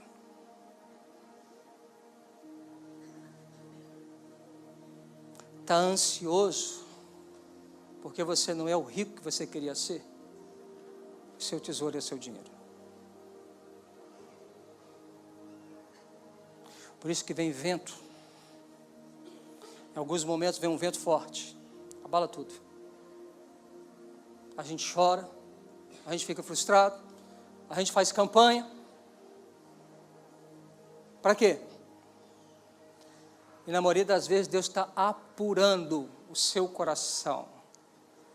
Deus está agrisolhando, não sei se é assim que fala, o seu coração. Deus está purificando você. Sabe o que Deus está fazendo? Vem cá, só para vocês. Vem cá pertinho de mim. Vem, chega mais, faz assim com o ouvido. A prova de Deus é para fazer fluir a essência que está dentro de você. Está na prova? O que está reluzindo? Qual a sua essência? É um homem de fé? É uma mulher de fé? Então isso vai brilhar. Porque em meio das suas lutas você vai glorificar. Em meio às suas dificuldades você vai honrar a Deus, não murmurando contra Ele, aceitando a prova e saindo dela com louvor a Deus. Deus não poupou o seu filho. Não há de poupar a mim nem você. Deus não poupou um Pedro, porque Deus queria fazer de Pedro um líder que ia tocar as nações. Mas o Simão não serve para Deus, Pedro serve. Tem coisas no meu e no seu caráter que não servem para Deus. Tem chiliques meu e seu que não servem para Deus. Tem motivações dentro do meu e do seu coração que não servem para Deus. Então, para que vem a prova? Faz gol. Para que vem a prova? Para que vem a prova? Aí eu peguei para entender o que é o grisol. Não sabia que era o grisol. Aí eu entendi que era o recipiente utilizado para experiências químicas em que se tem de misturar ou fundir substâncias, metais e cadinho. Eu falei assim, não entendi nada também. Aí tem aqui uma metáfora, aí eu gostei. A metáfora é assim, lugar ou circunstância apropriada a evidenciar as melhores qualidades de alguém ou de algo. A sua prova é o melhor lugar para evidenciar a sua qualidade. Perca tudo, mas não perca a sua fé. Porque com a sua fé, você constrói tudo de novo e vive tudo em abundância. Perca a vida, mas não perca o Senhor Jesus Cristo. Perca tudo, mas não perca a sua dignidade. Não perca quem você é em Cristo. Você é um nobre, você é um filho, uma filha de Deus. Você é um homem ou mulher de Deus. Se posicione como um homem ou mulher de Deus. Se posicione como alguém que tem fé. Se posicione como alguém que Deus está trabalhando para gerar em você o melhor. Enxugue as suas lágrimas, se coloque de pé e viva um dia de cada vez, sabendo que a sua momentânea tribulação vai gerar em você uma experiência. A experiência é dolorosa, mas a experiência forma homens e mulheres dignos. Não é a sua teoria que te faz, é a sua prática e a sua experiência que te forma o homem de Deus. Para eu encerrar, tá bom, eu vou mais um pouquinho. Escute e guarde isso no seu coração. Eu falava isso de manhã com a turma. Há um erro na cristandade. Eu falava com o pessoal assim, eu vou fazer uma pergunta aqui. A mesma pergunta que eu fiz de manhã, tá, Denina? Você lembra dela? Fiz tantas, né, Denina? Uma pergunta. Quantos de vocês fazem parte da escola dominical desde quando vocês nasceram? Levanta a mão. Levanta a mão. Quantos de vocês fazem parte do processo de escola dominical desde quando vocês nasceram? Levanta a mão assim. Deixa eu ver. Bem alto, deixa eu ver. Olha aí. Ok. Vem comigo, hein? Meu Deus. Fala ou não fala, hein? Ih, mistério. Vem cá. Por que é a escola dominical? Porque é no domingo. Você já viu alguma igreja fazendo escola dominical na quarta-feira? Ficou doida. Escola dominical é domingo. Qual é o princípio da escola? Ensinar. Qual é o problema de você não ensinar domingo de manhã e ensinar segunda-feira à noite?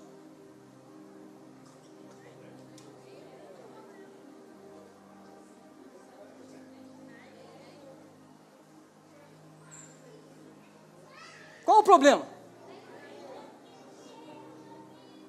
O negócio tem que ter ensino. Vem cá. Chega pertinho.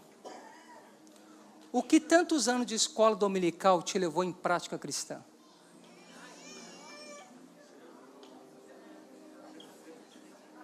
Mas eu sei os textos. Eu sei a história de Sansão. Eu sei a história de Moisés. Ó, para você, ó.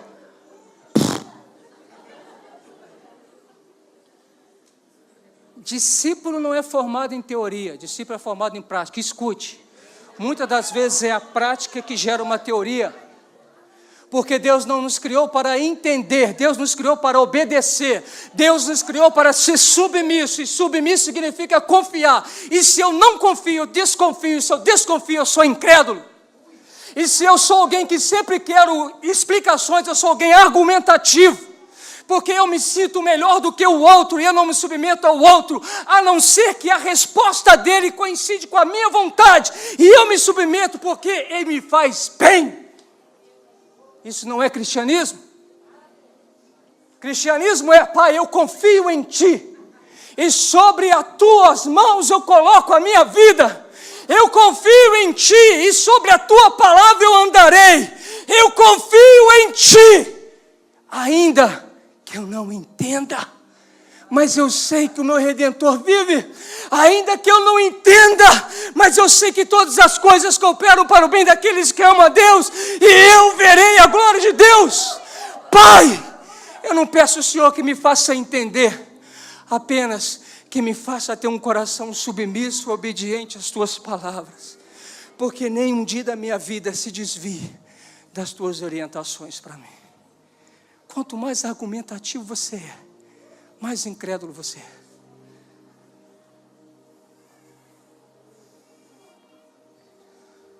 Jesus falou assim com a gente: vão, filhos, cure os enfermos. E você jura que ele falou, vai e ora pelos enfermos. Aí eu te pergunto, quantos de vocês creem que Jesus pode curar? Todos vocês levantam a mão. Creio. Quantos de vocês estão orando para que as pessoas sejam curadas? Se você não ora, você só tem teoria. Você não tem prática. Você não é discípulo.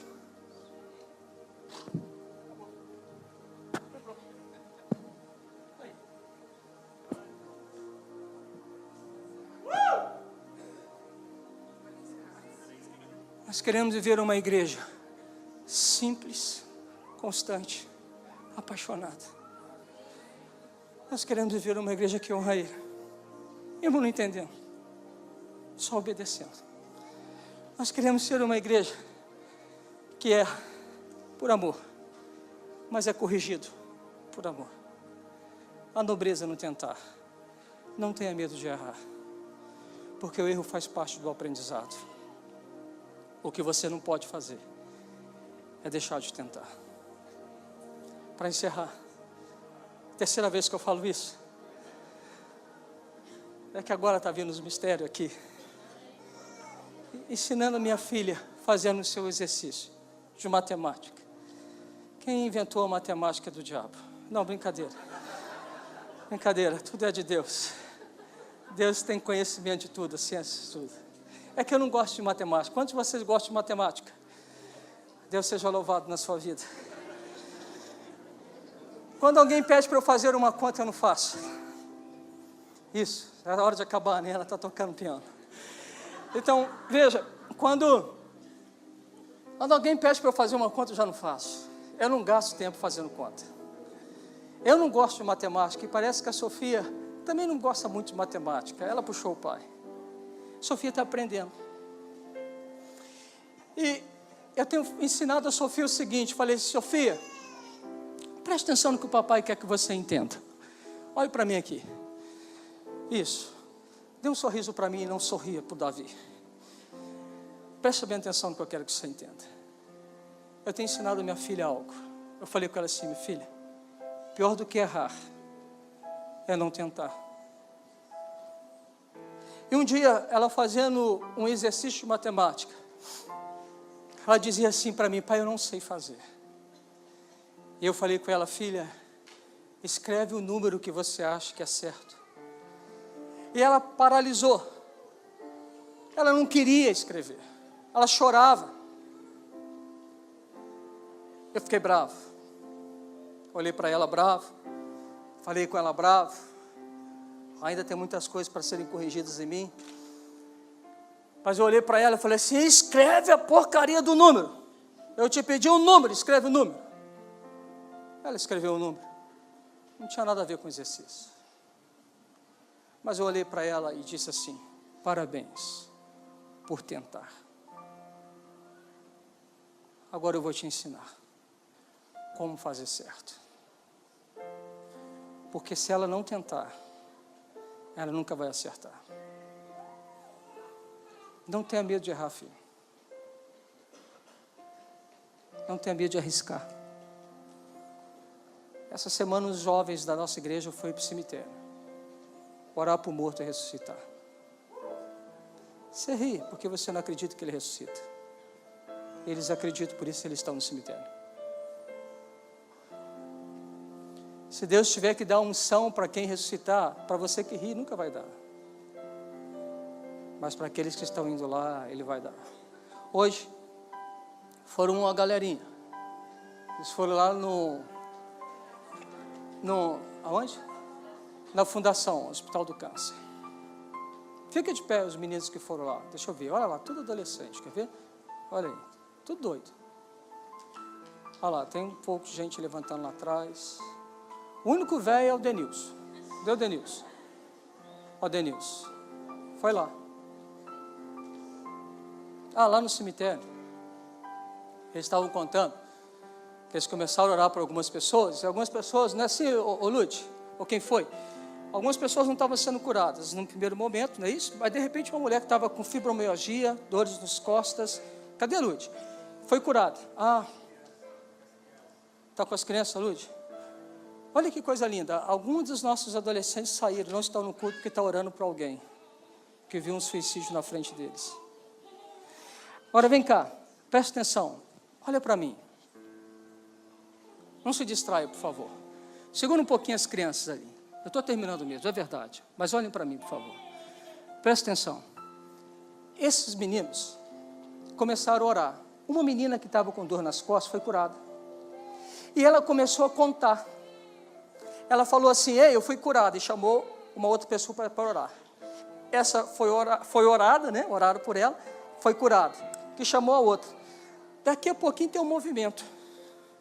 E um monte de gente recebendo oração e sendo curados. Mas veja, eles estão saindo do lugar comum para viver o lugar extraordinário. Não adianta você falar que você quer viver um lugar extraordinário se você não sai do seu lugar comum. Então eles estão saindo para viver o extraordinário. Aí é interessante. Nós fizemos aqui, por exemplo, um grito de carnaval. É isso mesmo, pode dar esse nome. A Igreja Metodista Valentina, nos dias de carnaval, teve o culto do carnaval. Mas se você quiser saber, o grito do carnaval, nós não demos esse nome, mas foi. Ah, no dia de carnaval vocês ficaram com máscara. Foi, a Mulher Maravilha estava aqui. O Homem-Aranha estava aqui. Quem mais estava aqui? O Batman. Quem mais? Hã? O Homem de Ferro. Estava tudo aqui. Ninguém cantou, mamãe eu quero. Ninguém cantou isso. Você está achando, ninguém cantou, mamãe quer alguma coisa. Ninguém cantou hino de escola de carnaval. Nós apenas ficamos chapados com a alegria de servir Jesus. Mas o que aconteceu aqui? Crianças começaram a experimentar de Jesus. Família entrou aqui e começou a ver o filho mudado e falou assim, cara, eu quero estar nessa igreja. O que aconteceu aqui? Crianças aceitaram Jesus. Ei, escute, antes de criticar. O que aconteceu aqui? A manifestação da glória de Deus, filho. Mas se você não tiver coragem de sair da sua caixinha quadrada para honrar a Deus na extravagância, você não vai dançar a música que nós estamos ouvindo. É chegado um tempo em que essa igreja apaixonada, a noiva que arde em paixão pelo noivo, é chegado um tempo onde nós nos entregamos de todo e pleno coração, é chegado um tempo onde nós falamos assim, Pai, guia meus passos, para que eu venha viver caminhos planos, ainda que eu não entenda, porque não tem como entender Jesus curando o cego, fazendo um barro e colocando no olho. Não tem como entender Jesus mandando alguém andar por sobre as águas. Não tem como entender um profeta andando pelado. Não tem como entender algumas extravagâncias da Bíblia. Nem eles entendiam. Eles só obedeciam. Não tem como entender como Jericó cai. Depois de 7 voltas, as primeiras em silêncio, as outras 7 voltas, 6 em silêncio, e é o último grito. Não tem como entender um exército de Gideão, 300 homens, que vencem milhões de inimigos, com um cântaro na mão, com uma tocha de fogo e com uma trombeta. Aquele exército não tinha escudo e não tinha espada. Fala comigo assim, o que esse exército tinha, pastor? Cântaro.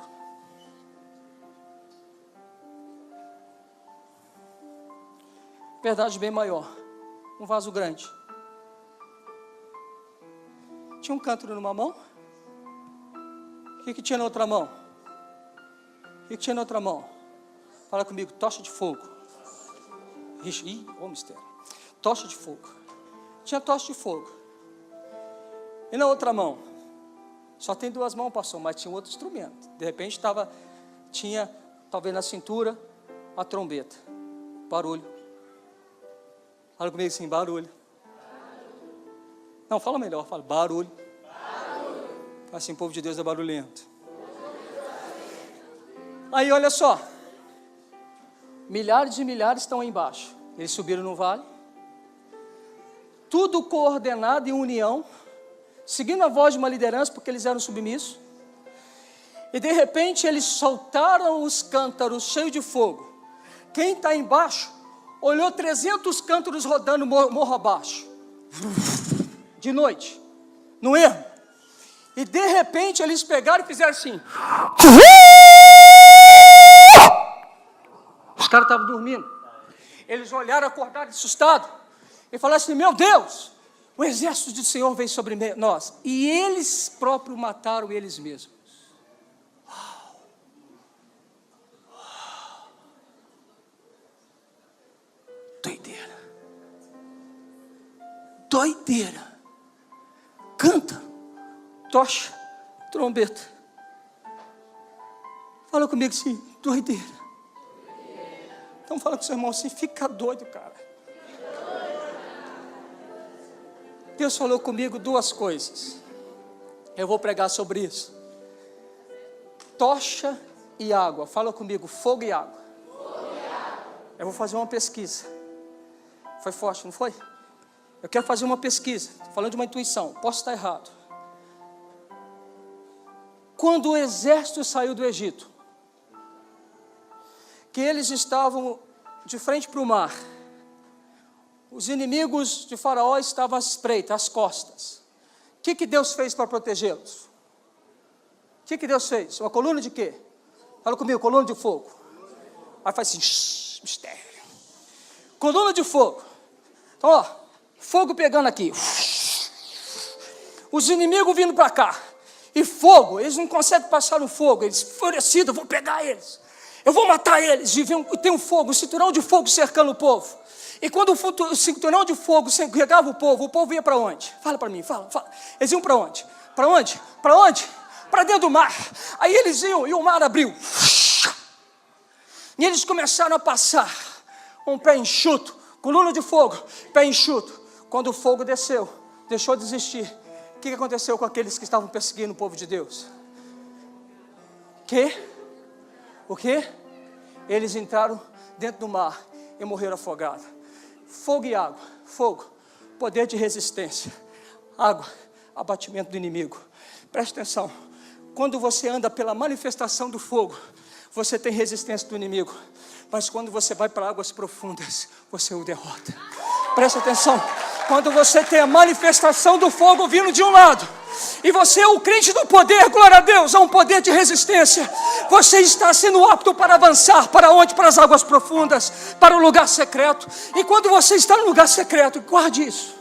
Porque crente que anda muito no fogo, mas não conhece o elemento da água, ele é um cara passageiro, ele é um cara que não tem raiz, ele não tem profundidade. Ele acha que o fogo o santifica por fazer ele o melhor de todos. Não, você pode ter dom e habilidade, a gente pode estar orando por um monte de gente, mas isso tem que estar conciliado com um caráter que só é gerado na profundidade das águas.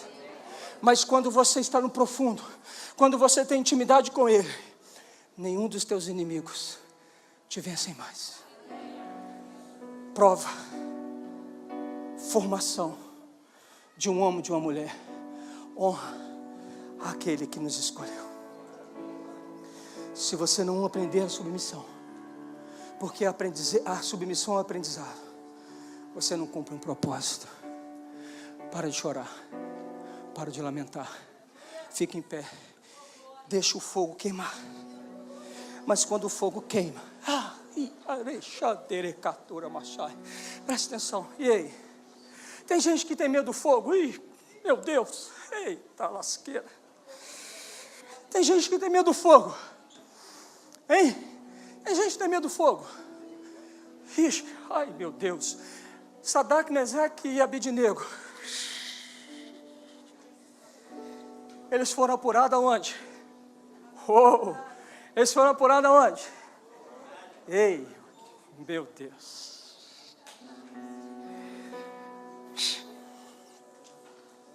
Escute. Eles estavam vivendo no reino. E o rei disse assim: vocês têm que me adorar. E eles: eu não vou adorar nada. Eu adoro só meu Deus vivo de Israel. Nada com Deus pagão. Sai para lá, o chifrudo. Não tem nada contigo. O negócio é com Deus, Jeová, o Criador dos céus e da terra. O rei falou assim: quem não me adora vai para o fogo. Jogado na fornalha. Meu amor, fala comigo assim: fornalha. Mas eles esqueceram que crente sai bem no fogo. Eles esqueceram que o homem, a mulher de Deus, é assim com fogo. Jogaram ele dentro do fogo. E quando ele estava lá dentro do fogo, o que aconteceu? Colocaram 3. Acharam quanto lá? Meu Deus. O Apocalipse diz que quando olharam para os olhos de Jesus, viu nele o quê? Quando olharam para o fogo dele, o olho dele viu o quê? E no seu fogo há, no seu olho há fogo.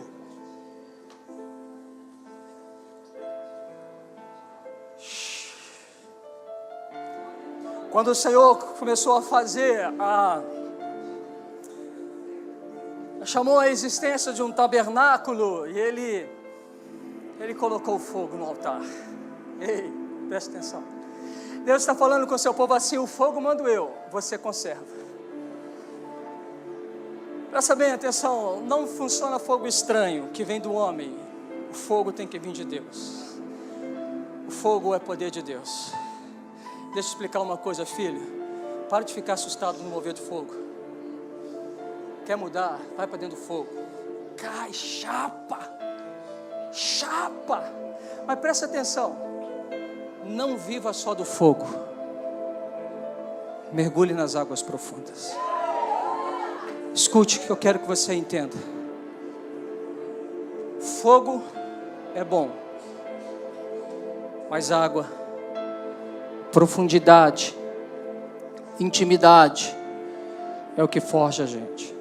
É o que nos faz vitoriosos. A gente pode às vezes fazer muito barulho, como uma lata faz barulho.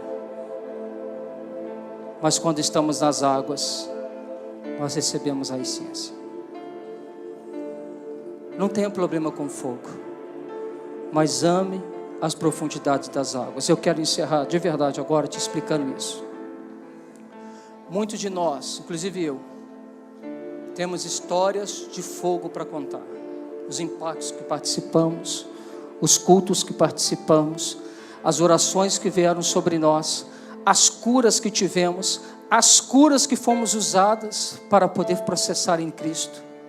Muito de nós tem testemunho de fogo, mas muitos de nós ficamos só naquele testemunho de fogo lá. Muitos de nós não temos entendimento do coração dele e não sabemos ainda que somos filhos. Escute. Ir para o lugar mais profundo é uma ação sua. É lá que você vai ser forjado.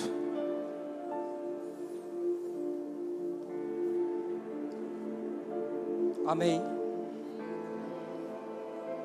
O que você quer?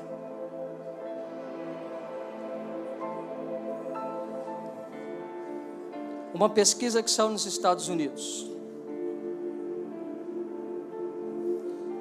Um estudo entre os jovens dos Estados Unidos que se envolveram em tiroteio nas escolas.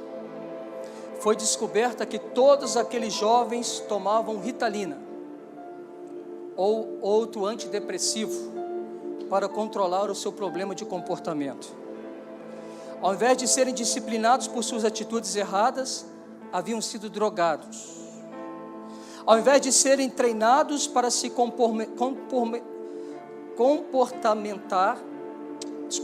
ao invés de serem treinados no seu comportamento, ensinados a terem domínio próprio, os psicólogos infantis receitaram entorpecentes que apenas controlavam o comportamento rebelde deles em caráter temporário. As atitudes indisciplinares e rebeldes, que eram a origem do problema, nunca foram tratadas. No início da infância, essas crianças haviam sido artificialmente atordoadas de remédios para atordoar as suas consequências, sua rebeldia. Elas perderam a experiência da vida que teriam moldado seu caráter de forma diferente. É tempo de deixar de ser menino. É tempo de deixar de ser entorpecido com mimos. É tempo de virar homem e mulher. É tempo de amar a disciplina. É tempo de se apresentar à correção. Eu vou chamar você na frente. Para quem tem uma consciência de que até hoje você tem vivido como um menino, como uma menina. desaprovado, porque você não se submete àquilo que Deus fala com você. Eu quero chamar quem quer se arrepender, de verdade, colocar seu coração diante de Deus e dizer: Deus, eu me arrependo, eu quero deixar as coisas de menino, eu quero andar como homem, me arrependo. Eu me arrependo por ter que fazer as coisas escondidas. Quero me arrepender. O altar está posto, você pode chegar a hora que você quiser. É você e Deus, se arrepende, filho. Mas arrepende a um Deus amoroso, arrepende a um Deus que te ama, arrependa-se a um Deus que te trata em dignidade, um Deus que não está aqui para puni-lo, mas um Deus que está aqui para poder aproveitá-lo, para extrair o melhor de você. Aprenda a olhar a sua prova como uma oportunidade de ser moldado em uma nova criatura. Tem pessoas que estão passando por provas aqui e não entenderam o caráter da prova. Se você ainda não entendeu o caráter da sua prova, vem aqui para frente, nós vamos orar com você. Pastor, eu não sei porque estou passando isso na minha vida. Eu não sei porque eu não consigo sair desse lugar. Eu não sei porque eu não consigo me emancipar. Eu não sei porque eu sou inconstante. Ora eu estou em cima e ora eu estou embaixo. Eu não sei porque essas coisas me prendem. Eu quero sair desse lugar. Irmãos, é necessário entender um caráter de uma prova. Pare de dar suas desculpas. Quantos que entendem hoje, nessa noite também, que você precisa aprender a ser submisso. Eu preciso ser submisso. Eu preciso aprender a submissão. Jesus aprendeu a obediência pelas coisas pelas quais sofreu. Quanto de vocês quer ter um coração submisso, tratável? Vem cá para frente. Quem quer ser um coração tratado? Quem entende? Muitas vezes Deus olhou para Israel e disse assim: Israel é como um jumento bravo. Eu amo meu povo, mas ele é como um jumento bravo, ele não aceita as disciplinas. Eu os amei disciplinando-os. Eu vim até eles trazendo uma correção, eu estava os chamando para aproveitamento, mas como um jumento bravo que dá coice, que não se deixa domar. Preste atenção, Deus olhou para o seu povo e disse assim: o meu povo parece com um jumento indomável.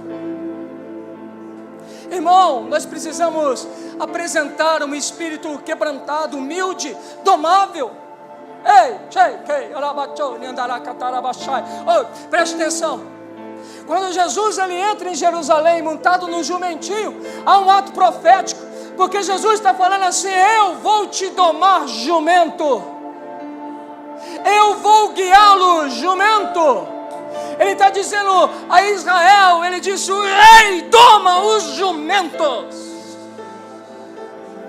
Ele guia os cegos, dando visão aos cegos, e ele ajuda os mancos a endireitar os seus caminhos. Esse é o Deus que nós acreditamos, é o Deus que nós amamos e respeitamos. Bem suave, canta uma canção. Ore a Deus. Ore a Deus. Você já tem entendimento, querido.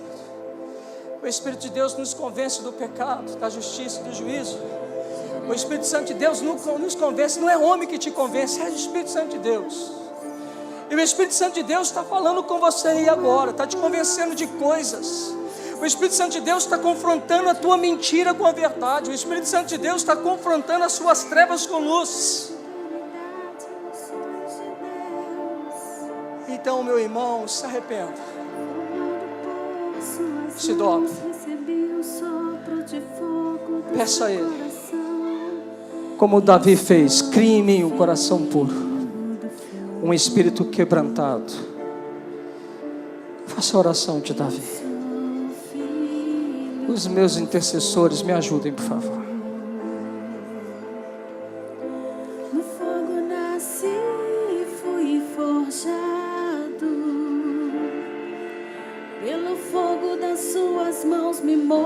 com fogo do seu coração.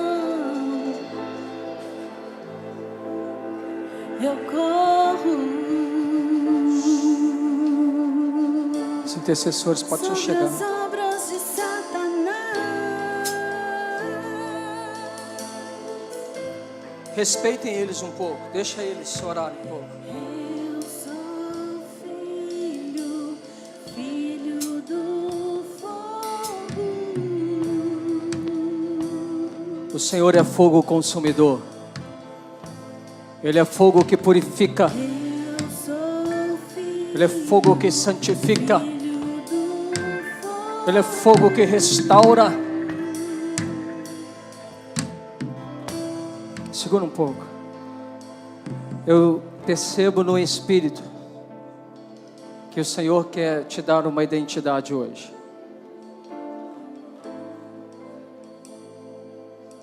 Algumas pessoas vão ouvir o Espírito agora. Algumas pessoas vão ouvir direto do Espírito quem você é, a sua identidade de filho. Essas coisas virão como um pensamento, como sensação no seu corpo. Algumas pessoas, Deus vai abrir uma visão sobre você aqui agora. E algumas pessoas já estão começando a ter essa visão do seu nascimento.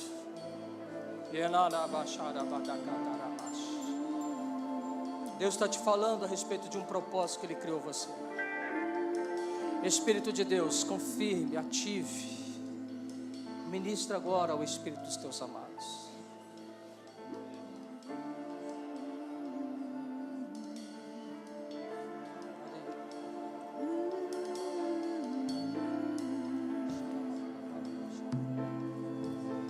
Podem orar com eles. Podem orar com eles. Eu sou filho do fogo. Ministre aquilo que o Espírito está ministrando a você. Eu sou filho do fogo. Correntes Do fogo nasci, sendo quebradas fui agora. forjado. Grilhões Pelo fogo das suas sendo mãos, quebrados me movo agora. com fogo Correntes do seu e grilhões coração. debaixo do nosso pé agora. Eu corro Cativeiro sendo cativo. sobre as obras Repreendemos de as palavras, as chocarrices, as mentiras que caíram ao seu coração. Nós mandamos embora. Sai, mentira de Satanás. Não pode ficar mais nenhuma mentira. Chamamos a existência as verdades de Deus. Chamamos a existência a identidade dos filhos. Chamamos a existência os filhos. Nasçam os filhos. Nasçam os propósitos. Nasçam, nasçam, nasçam agora em nome de Jesus. Sejam visitados pelo fogo. Nós colocamos mentiras sendo confrontadas com verdades, trevas confrontadas com luz. Sei carabachada cantará manarabachá.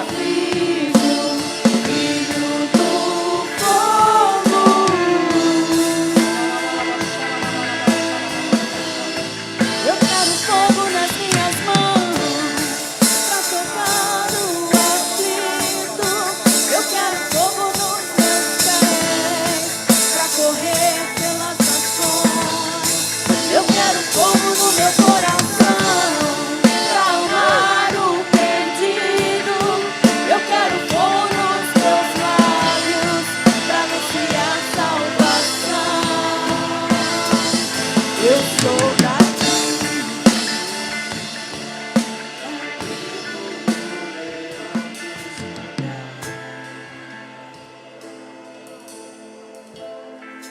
Intercessor, o Espírito de Deus quer dizer a vocês o nome deles, a nobreza que há dentro deles. Vocês vão receber uma palavra de revelação agora. Se movam na palavra de revelação, até as pessoas que Deus está te dando a revelação.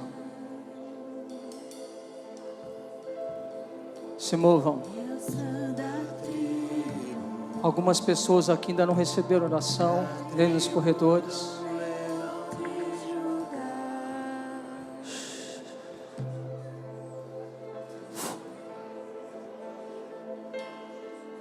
Samara, Érica, existem pessoas do lado de lá.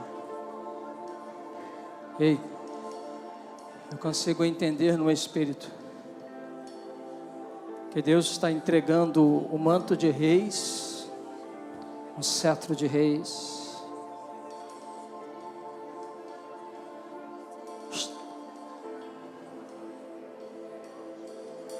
Você faz parte de uma realeza. Você é filho de um rei.